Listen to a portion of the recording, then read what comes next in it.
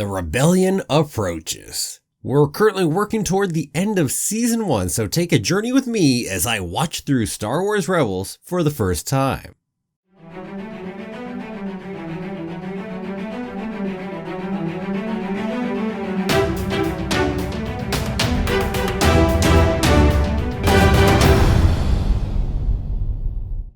Well, hello there! My name's Jeremy and welcome back to Freeform Disney, where I talk about all aspects of Disney, from the animated movies to the theme parks to Star Wars, Marvel, and Pixar, and the TV shows, and everything else in between. And that is why it's Freeform. And keep coming back every day for new daily content. If you're not subscribed yet, don't forget to hit that subscribe button.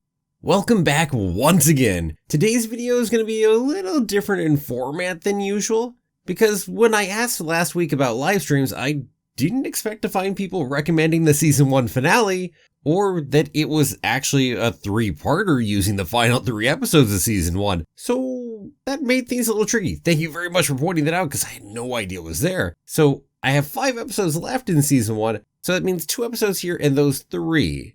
So that means today's video is going to be just 2 episodes, but to try to give you a little more than just that, I'm also going to give you my ranking of the minor and major characters so far in Star Wars Rebels. Hopefully that makes up for just having these 2 episodes to talk about today. Now, the other half of the coin is that I will be doing a live stream watch party for those final 3 episodes of Season 1. We're going to go ahead and do that on this Sunday, the 22nd at noon Pacific Standard Time, or 8 p.m. UTC London time over there.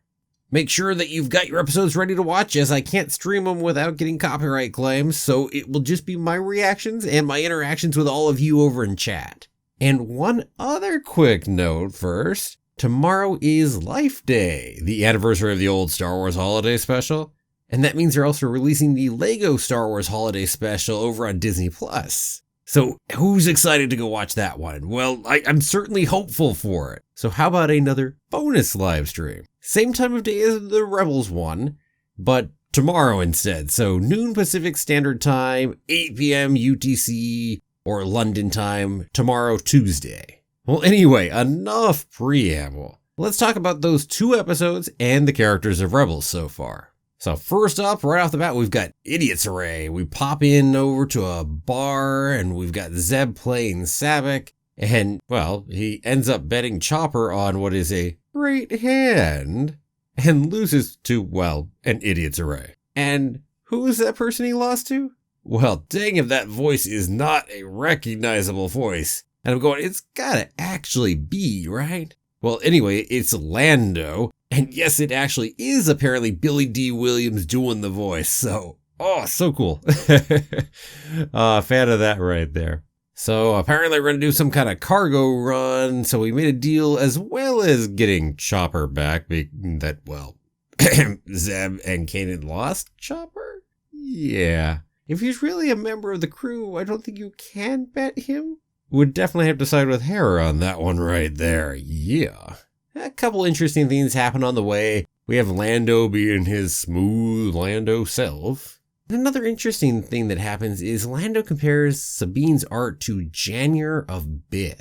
Don't know anything about that person. Maybe it's something that's going to come to fruition later and we'll meet this Janier of Bith. At any rate, obviously it was just Lando being smooth Lando when he was saying it, but just an interesting random little piece. Potential world building for later. I could see it come back up. Well, anyway, their ship rendezvous in space with the ship Lando's over there to go deal with. And we meet this guy called Az Morgan. But anyway, they're told to go along with whatever Lando's plan is. They trade Hera into slavery for a crate that Lando has? Okay. Well, Lando at least hinted to Hera to go take an escape pod.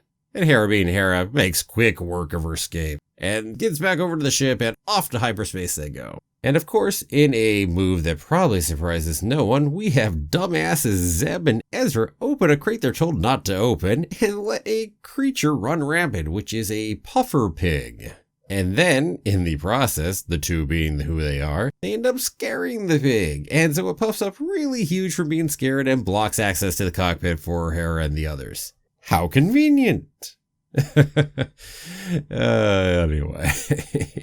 A little clumsily done, but yeah, whatever. We are where we are. Speaking of clumsily done, let's run an Imperial blockade to Lothal to go get their new pig over there so we can help do some mining.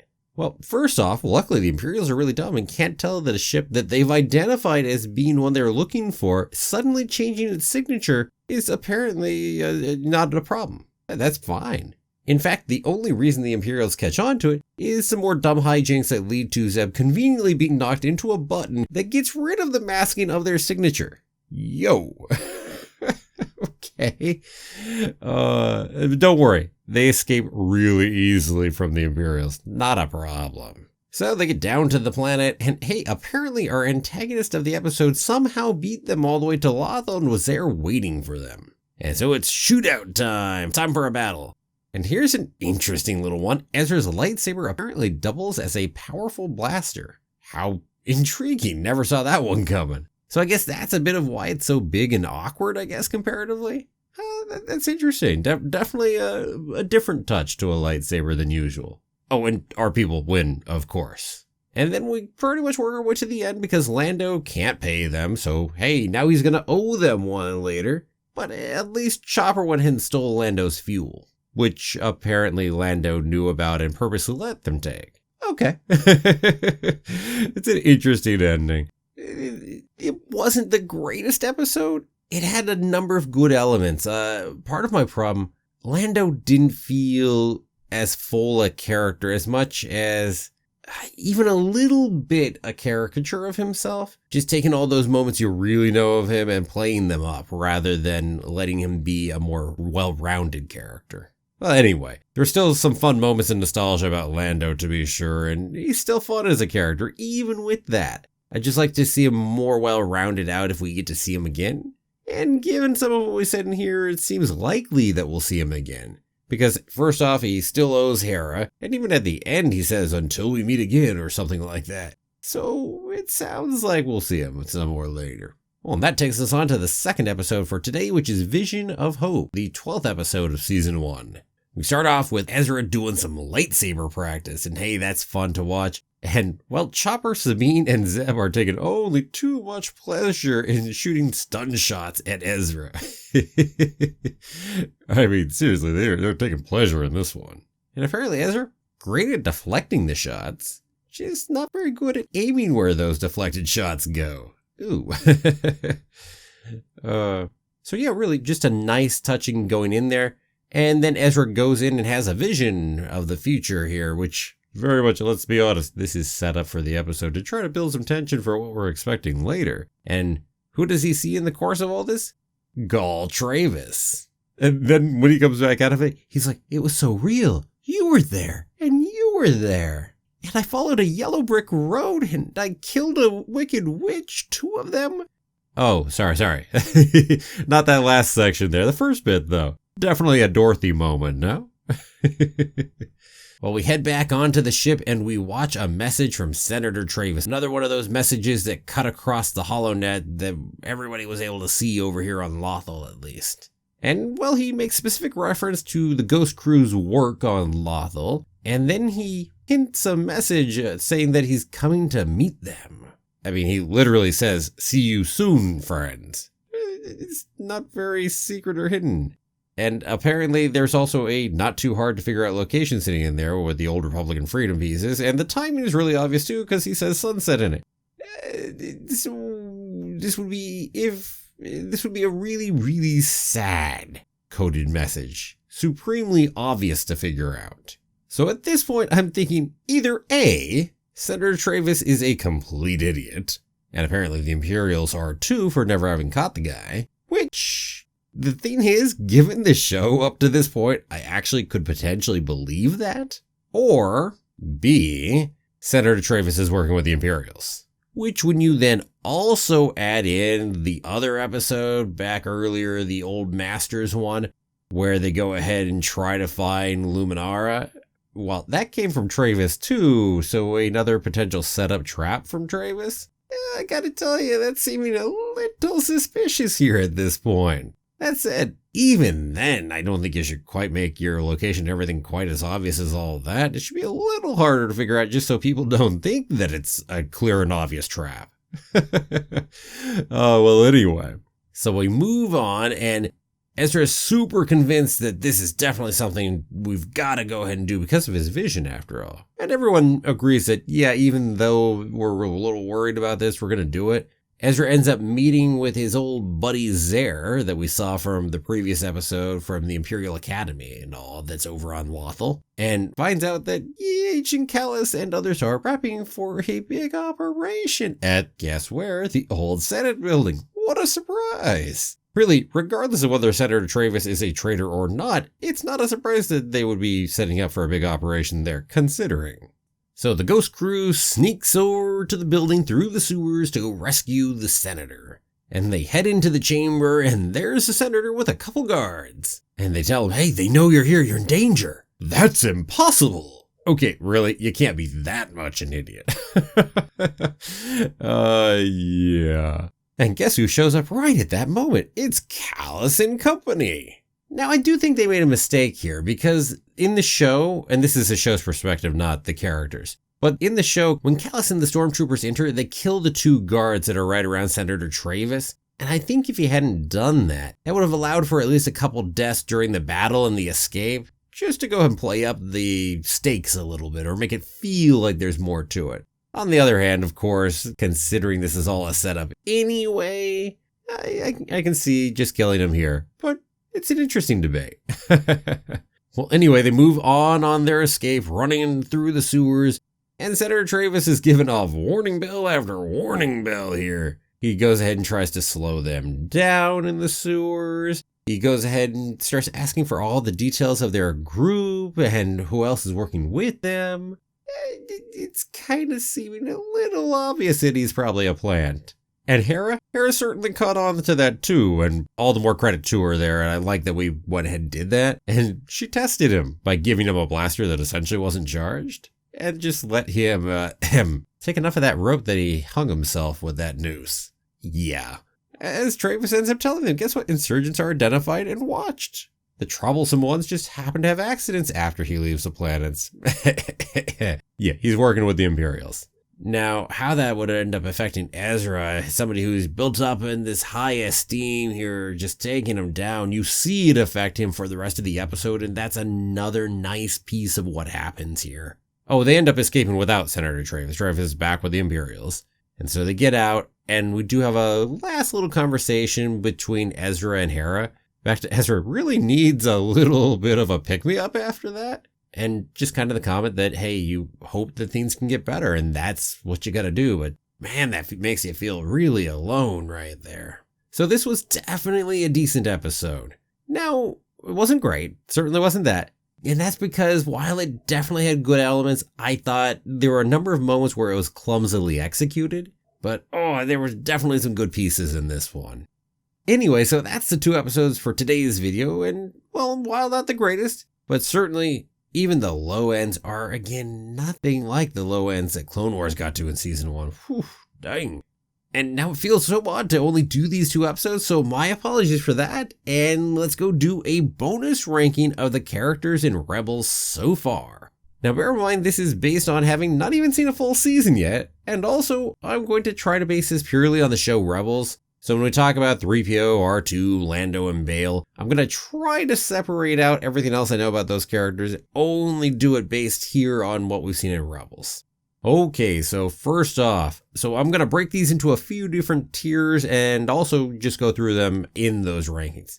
So first off, I've got this bottom tier. This is a painful tier right here. These are generally either actively bad or completely forgettable, as far as I'm concerned. C-3PO bottoming out this list of the characters. Oh, I'm sorry, he was in one episode, but so incredibly painful watching 3PO. Oy. If that's what 3PO is going to be like in Rebels, please let me never see him again. Let me put it that way. Coming up as second worst on the characters for me, somebody we just met as Morgan. There's just like no redeeming qualities to him, and he's a completely two-dimensional villain in this case. And while we're on the topic of two-dimensional villains, how about Commandant Oresco? There's just really nothing special about this guy. We barely know anything about him anyway. And just complete caricature and yeah, move on onward. Next up is going to be Morad Sumar, that farmer friend of Ezra's parents back from a number of episodes ago. Again, largely the biggest problem here is we don't know much about him. But hey, he's better than 3 before this on the list. Then next up is Vizago, the arms dealer, and some other deals. We've seen him a couple times because the crew gets deals from him to make money, etc. And it seems like there's at least potential for this character to really move out of this tier and get up a little higher if we get to know him better, put a little more character into him. But right now, he's very much just a means to an end. And at the top of the bottom tier that you really don't want to be in is Rex. Now, I'm so sad to put Rex in this tier because I love Rex from Star Tours, but again, this is based purely on the Rebels appearance, and there just isn't much of anything to go on Rex as far as that's concerned. That's really why he ends up here. I just can't tell you much about the character as far as Rebels is concerned. Okay, so we are out of the worst tier. So let's move on to the C tier. Now, these are all characters that I could definitely see being higher up if we rounded them out better. They all have potential, but they're just not there at this point in time. So first off, R2-D2. I'm sorry, he didn't pop down as low C-3PO. He's not actively bad. That's why 3PO is where he is. But R2, there's just not enough to go on from what we've seen in Rebels yet. Hey, if he pops up again, which knowing Star Wars, I would be hardly surprised to see R2 and 3PO pop up somewhere else in the course of the show. So, yeah, he's got a shot of him getting higher up. We'll see what happens. Next up is another character we just saw, and this is ex-Senator Gall Travis. I think there's all kinds of potential with where to go with this character, although at the same time, I just don't know that there's a lot more chance for it. He seems to have gone over to the Empire and all, but he doesn't seem like he has much of his own agency. He seems like he is pretty much a puppet of the Empire, and that's a big part of the problem of him right now. If we can give him his own agency, then I think he has the potential to move up higher. Up next is Maketh Tua, the assistant minister to the governor over there. Now, really, she is the least interesting of our big villains, other than Commandant Oresco, who just has nothing going for him. And that's a similar case here. There's just not a lot to her as a character. I must say, our original introduction to her didn't do a whole lot of favors to her over in that droid episode. And we just have not gotten a lot more out of her since. She could be an interesting character, and maybe we'll see that. And while we're talking villains, let's talk Agent Kallus.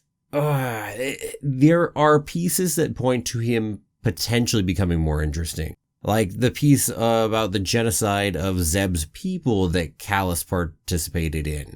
Things like this point to other interesting potential aspects to his character that we could delve into and make him a more complex character, but we just haven't really done it. And we keep using him over and over and over again, which is also robbing him of some of that neatness as a character, so he just ends up having to be the cardboard cutout villain for a bunch of the episodes.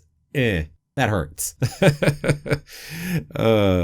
And just for my own amusement, and a bonus, I toss in the Lothcats, which would go right here at the top of this tier. Yeah, all the rest of the people, I like you less than Lothcats. And Lothcats don't have enough of a character, and I don't even know them individually. That gives you an idea where I rank all of those characters.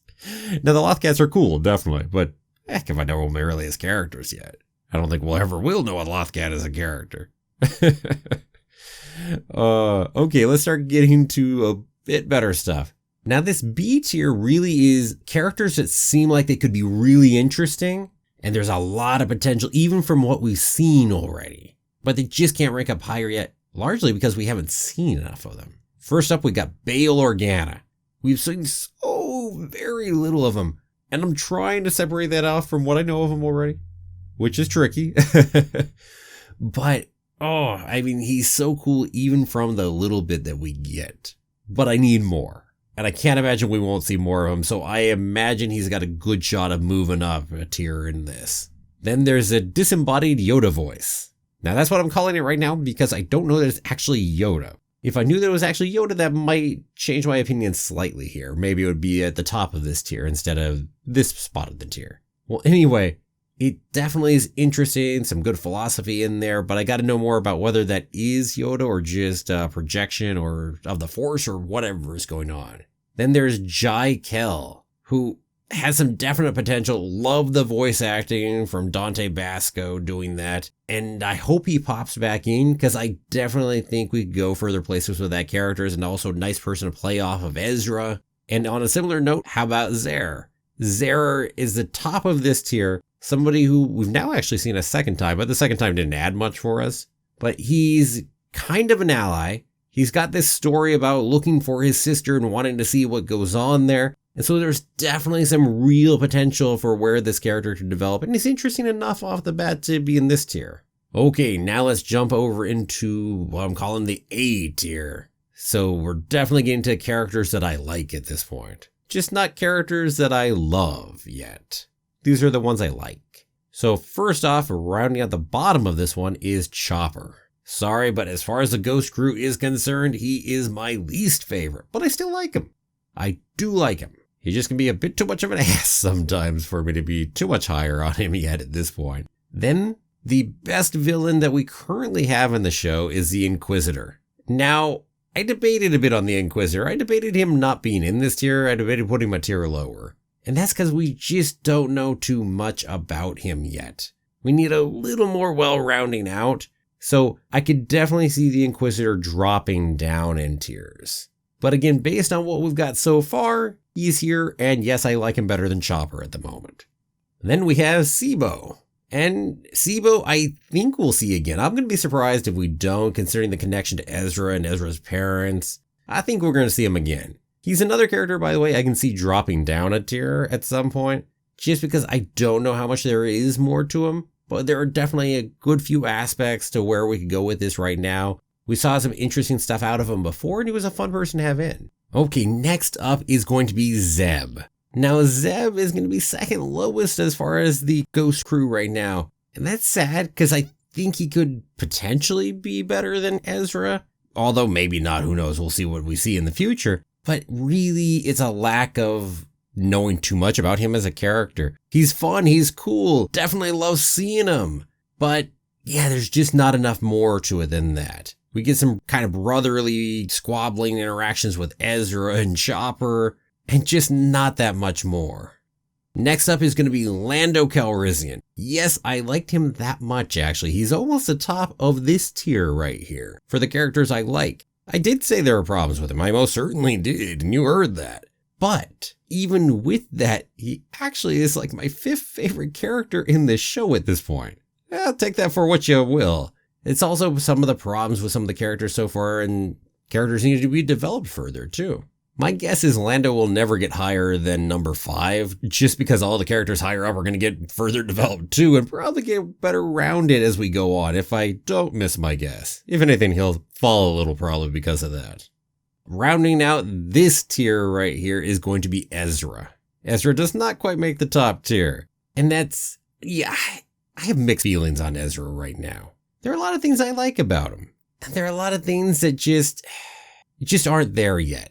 In some ways, he needs a fair bit of maturing in certain ways as a character, I think. Back to the age group that, to some degree, season 1 at least seems to be aimed at a little more. I think Ezra tends to be one of the bigger victims of that at the moment.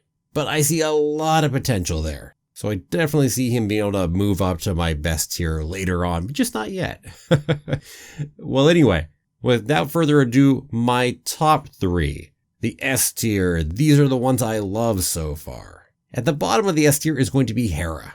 I love so much to do with Hera and her personality, how she takes charge, her as a character here. Why is she the bottom of the 3? We've gotten the least screen time with her, it feels like. Maybe I'm wrong. Maybe we've gotten more screen time with her than I give it credit for, and it's just her doing a lot of captaining that doesn't add a whole lot to her character. Maybe that's true. But that's probably the biggest problem holding Hera back here, is that we just need more screen time to get to know her better as a character. I love her interactions with Kanan. I love the interactions with Ezra. And yeah, as I said, they're just good. So yeah, Hera definitely belongs in my top tier. Next up, we've got Sabine. Sabine will be my number 2 up in this tier. I really like the character of Sabine, and I admit, I think a good bit of this is also tied up in potential too, because we have not had a chance to develop her character enough yet. I feel like I keep saying that about everyone, even though we're almost done with the season. But it's true, we just have not really delved in enough. But we've gotten hints and pieces about her time on Mandalore, hints and pieces about what drives her and some of her big concerns. And man, she's one of the most fun to watch as far as action is concerned. Hey, Mandalorians are cool just off the bat, let's be honest. So yeah, I feel like there's a lot of places to go with her as a character, and I'm definitely hopeful there. And please don't ever have Sabine and Ezra hook up. Either that or I really better start liking Ezra a lot more than I do currently. Anyway, number 1. Kanan is going to be my favorite character for the time being here in Rebels, as far as what I've seen so far. He is definitely a character that I feel we know the best, other than maybe Ezra, because we've spent a lot of time with Ezra. I just don't like Ezra as much. But Kanan we've spent a ton of time with. He is our big Jedi, the one who's been there since, well, the Clone Wars to some degree, I guess, although he was Padawan at the time, right? And really, we see a lot of the different aspects of Kanan, what drives him, what holds him back, his concerns. There's these things about him having had a touch with the dark side at some point. There's some great potential as to where we're going to go with his character. His interactions with the others are great, whether we're talking Hera or Ezra especially. And also some of the interactions with Chopper and Zeb and also Sabine even. So I definitely feel he's the best rounded at this point and the most compelling character. And definitely, yeah, at this point in time, easily Kanan's my number 1.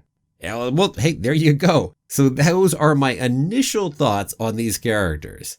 And I think it's going to be really interesting to look back on this later and see how my opinions have changed over time. Say, especially once we get done with season 4 and we've finished all of this. Oh, that'll be intriguing to see what I think. It also depends. Some of these characters might not really come back much, or some of them might come back numerous times and I'll really get to know them. Who knows? Other than the main group, I really don't know how much I expect to see these characters. We're gonna see what we see, I guess. Now, before we go ahead and leave today, a couple quick reminders. A live stream watch party tomorrow at noon Pacific Standard Time for the new LEGO Star Wars Holidays special, and a live stream watch party at noon Sunday Pacific Standard Time to go ahead and watch the season 1 finale, those final 3 episodes. Looking forward to seeing everyone and interacting with all of you. And hey, well, what about you? Did you have any thoughts about going ahead and seeing Lando? And did you have any major differences between your ranking of the characters and mine? Seeing if maybe you can do that without thinking about all the other stuff you know about the characters since. Good luck with that. Well, anyway, let me know down below in the comments. And thanks so much for watching. If you liked the video, please give it a like, a share, and don't forget to subscribe. I'll see you back here tomorrow for another new episode of Freeform Disney. Have a magical day, and may the Force be with you. Always.